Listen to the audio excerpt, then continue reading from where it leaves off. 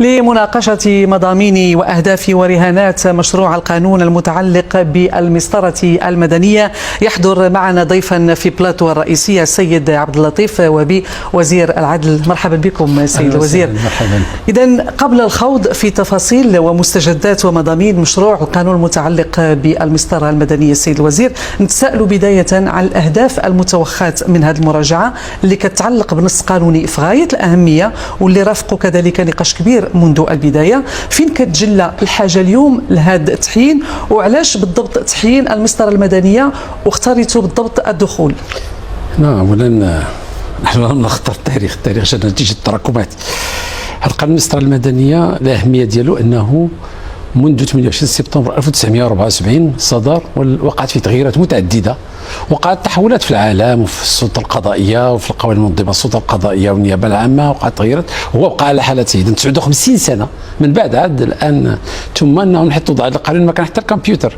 دابا أصبح الكمبيوتر يلعب دور كبير، وعندنا في حوالي تقريبا 400 فصل عندنا في هذا القانون، ودزنا فيه 145 ماده جديده وحوالي 45 ماده دمجناهم، وشاركوا فيه الجميع. شاركت فيه السلطه القضائيه، شاركت فيه النيابه العامه، شاركوا فيه المحامون، شاركوا فيه الساده القضاة، كل ساهم. حتى السيد رئيس الحكومه تقدم مقترحات متعدده واعطى رايه في هذا الموضوع، ودا الشيء كله تحت بالتنسيق مع الامانه العامه للحكومه اللي كنشكرها وكنشكر الجميع وكنشكر المديرين ديال الشؤون المدنيه، لا المدير السابق السي وديجا ولا المدير الحالي السي وظيفي والسيد الكاتب العام والساده المديرين الاخرين الذين كلهم ساهموا حتى خرج هذا المنتوج هذا اللي كنتمنى انه يصلح العداله. نعم. اذا سيد الوزير، كيف ما تابعنا في مجلس الحكومه صادق اليوم على مشروع القانون المتعلق بالمسطره المدنيه، اخذا بعين الاعتبار جميع الملاحظات المثاره بشانه، كاينه مستجدات كثيره كيتضمن هذا المشروع، نقدروا يعني نفصلوا فيها باقتضاب. نبداو بالشق المتعلق بتبسيط المساطر والاجراءات. شنو هي المستجدات اللي من شانها تساهم في تسيير ولوج المتقاضين او المواطنين للعداله، وشنو هي المقتضيات اللي جا بها المشروع في مجال رقمنه الاجراءات القضائيه؟ لا، احنا بسطنا واحد المجموعه ديال الاجراءات والمساطر اللي كتاخذ الوقت. مثلا مسطره القيم لغيناها، مثلا البريد المضمون لغيناه، تبقى التبليغ، واذا لم يبلغ الشخص بالعنوان الذي تقدم به احد الطرف المدعي يمكن الولوج. الساده القضاة يمكن يتوجه للبطاقه الوطنيه والحصول على العنوان والتبليغ بذاك العنوان، والمواطن كيكون ملزم بذاك العنوان، تبلغ ولا ما يتبلغ كيكون العنوان ملزم بذاك العنوان لانه هو اللي صرح به السلطات الحكوميه. حيدنا واحد المجموعه ديال المساطر اللي شفناها غير زايده. اضف ذلك قضيه الدفع عدم الاختصاص، ما بقاش كيبلوكي الملف، تيكون الدفع عدم الاختصاص سهل حتى يدوز الاستئناف النقد. دابا الان الدفع عدم الاختصاص مرتبط في الموضوع، يبتو في الموضوع في الدفع بعدم الاختصاص. وهناك كثير من الاجراءات اللي درنا باش نسهلوا العمليه. المساله الاخرى هو انه احنا قررنا ان هذه السنه، هذه السنه المقبله اي 2024 غتكون سنه ديال الرقمنه، وغادي نسهروا على انه باش جميع الملفات تدخل الحاسوب. اضافه الى ذلك غادي نحركوا ما يسمى بمنصه المحامين، غادي نحركوا واحد المجموعه تاع الاجراءات باش تتم الامور بسلاسه. ليس ضروريا ان ينتقل المحامي كل يوم الى المحكمه، يمكن ان يتعامل المحكمه من خلال الكمبيوتر. نعم سيد الوزير رهان، اذا على ضمان الحمايه القانونيه كامله لحقوق المتقاضين، ولكن هنا كيتطرح السؤال المتعلق بالاجال والسرعه يعني المعقوله. شنو هي المستجدات اللي جا بها هذا المشروع القانون؟ اولا درنا مجموعه الاجراءات، منها ان التبليغ والتنفيذ غادي تكون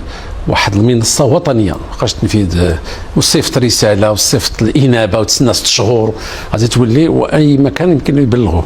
المساله الثانيه الاخرى هو انه قلنا ان المحامي ممكن يتعامل مع المحكمه في المذكرات ديالو بالمنصه ديال المحامين، واللي احنا انتهينا منها الى اخره. كثير من الاجراءات التي ستتم بواسطه التبادل الالكتروني.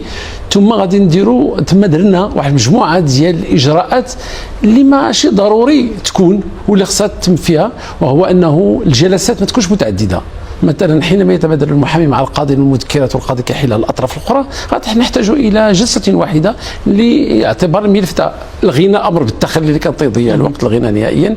والاستدعاء بالنسبه للمؤسسات العموميه غادي نشترطوا عليهم انه تكون عندهم عنوان الكتروني، غنبلغوهم بالعنوان الالكتروني. مؤسسه عموميه مؤسسه الدوله خصها تكون عندها عنوان الكتروني نبلغوه وكنعتبروا ذاك التبليغ صحيح. كذلك المحامين اللي بغاو يعطوا لانفسهم هذا الحق هذا يمكن انهم يدليوا بالعنوان الالكتروني. حنا نديروا الملف هذا باش يتبلغ. نعم. اسئله كثيره كتطرح سيد الوزير بخصوص اجراءات التبليغ والتنفيذ، شنو هي مستجدات في هذا الاطار؟ هو المشكل ديال التبليغ والتنفيذ ان اولا بالنسبه للتبليغ المواطن المغربي عنده بطاقه وطنيه. العنوان البطاقه الوطنيه هو التزامه واعترافه ان هذاك هو عنوانه القانوني. ما يمكنليش نمشي لهذاك العنوان القانوني في البطاقه الوطنيه ديالو ما نلقاو نقول لك لا انا ما تبلغتش. فاعتبرنا انه الذهاب الى عنوانيه مش البطاقه الوطنيه لكي القاضي يعينه على البطاقه الوطنيه من خلال الحق في الدخول الى منصه الشرطه او منصه الامن الوطني اللي تنشكرهم كثير لانهم قدموا لنا مجموعه المساعدات باش نحلوا هذا الاشكال هذا.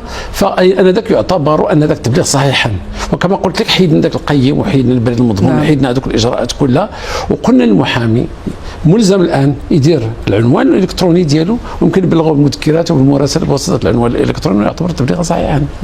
وفي التنفيذ درنا منصه وطنيه، وهذيك المنصه تكون فيها جميع ملفات التنفيذ. هذه قدرنا جوج المنصات، منصه فيها احكام الدوله باش النوبه ديالك نفذوا بالنوبه، ما بقاش هذا صاحب هذا يعطي هذا.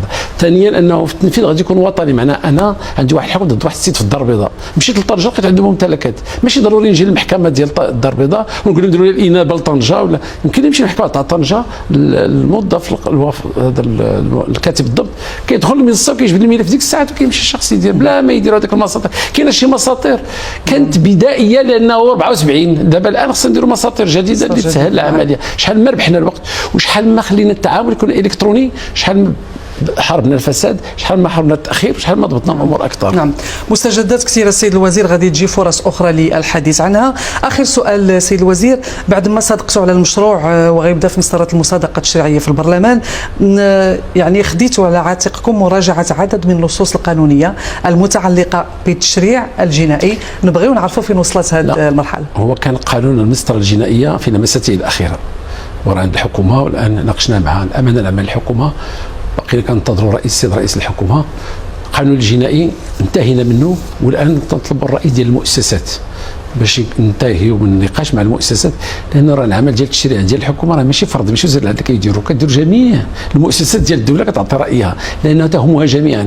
فانا كنتظر انه من هنا لاخر السنه نكونوا انتهينا من هذه القوانين. عندنا قانون مهنه المحاماه ساليناه في الحقيقه وغادي نحيلوه هذا الاسبوع الامانه العامه للحكومه، كذلك الملف ديال العدول، كذلك الملف ديال المفوضيه القضائيين. بقاتنا واحد النقطه في المفوضيه القضائيين كتهم الكاميرا اللي بغينا نديروا لهم كاين نقاش قانوني حولها، معناه انه كنتظر من نهايه السنه نكونوا انتهينا واحد مجموعه تاع النصوص. نعم، سيد وزير العدل، شكرا جزيلا لكم على كل هذه التوضيحات.